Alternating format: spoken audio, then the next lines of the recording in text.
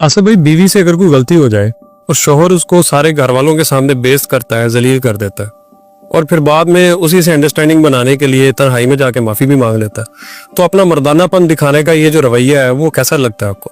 ये मर्दानापन तो नहीं, ये तो मैं समझता हूँ जनानापन है, जनानापन, बुज़दिलानापन है, अहमकानापन है। ऐसा तो टोटली डिपेंड्स ऑन सिचुएशन जी। अब हर घर की अपनी सिचुएशन होती है, पता नहीं वो क्यों डांटा है उसने, क्या किया है। माँ से डरता है? आजकल तो ओ भाई माँ से कोई भी नहीं डरता। माँ ऐसा रिश्ता ही नहीं है जो डराए, समझ नहीं। लोग बाप से डर सकते हैं, माँ से नहीं डरता कोई भी। माँ से डर के क्या करना है? बीवी से भी डर सकते हैं, माँ से नहीं डरता। सही। अच्छा, आजकल के दौर में काम वाली को भी आप बंदों में डांटेंगे तो वो काम छोड़ देती है जी। आप बीवी को डांट रहे हैं, कोई इज्जत है उसकी? कोई ईगो है? सेल्फ रिस्पेक्ट है? असल में ना आप अपना वजूद नहीं उसे तस्लीम करते। सही।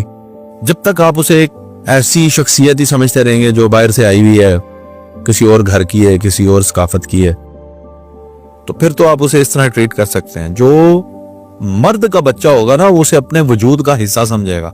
उसकी बेइज्जती अपनी बेइज्जती समझेगा, मेरी बेइज्जती। जो ये मानेगा ना, वो उसकी बेइज्जती नहीं करेगा। क्यों बेइज्जती हो उसकी? आप तक कलेजा नहीं फट गया? आपकी वो शरीके हयात है, आपकी हमसफर है, आपका लिबास है। अपने पेट से कौन कपड़ा उठाता है? आप बंदों में उसकी बेइज्जती कर रहे हैं, आप खुद बेइज्जते हैं। रहेगी बात तन्हाई में माफी मांग लेना, नहीं। बंदों में बात की है, बंदों में उसको सॉरी बोलो। बिल्कुल सही। करेज रखो, सॉरी बोलने से कोई छोटा भी नहीं होता।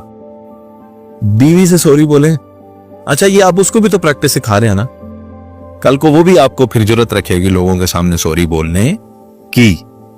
सही, बिल्कुल सही। ठीक है। और मैं ये बताऊं, कम घरों में ये होता है, लेकिन जहां होता है वहां पे अल्लाह ताला का करम भी बड़ा है, जो एक दूसरे को सॉरी, थैंक यू, वेलकम ये टाइम पे कहते हैं, मानते हैं अपनी गलती को। देखिए, गलती किसी से भी हो जाती है। मियां बीवी के अंदर ना ये नहीं होना चाहिए तकल्लुफ करने, नहीं अब मैं अड़ गया हूं तो अड़ गया हूं, वो कहे मैं अड़ गई हूं तो अड़ गई हूं, इसको मैंने गलती साबित करना है। नहीं, आपसे गलती हुई, आप उसको मान लें। अगर आप नहीं भी मान रहे और जो आपका पार्टनर है उससे गलती होने के बाद अगर कोई एक दिन बाद भी वो अपने लहजे में तब्दीली या मलाल थोड़ा नजर आ रहा है या वो सॉरी की तरफ हो रहा है, फौरन आप अपनी बात को छोड़ दें। बिल्कुल सही। जिद को छोड़ दें, जिससे रिश्ते टूट जाते हैं। हाँ, जिद नहीं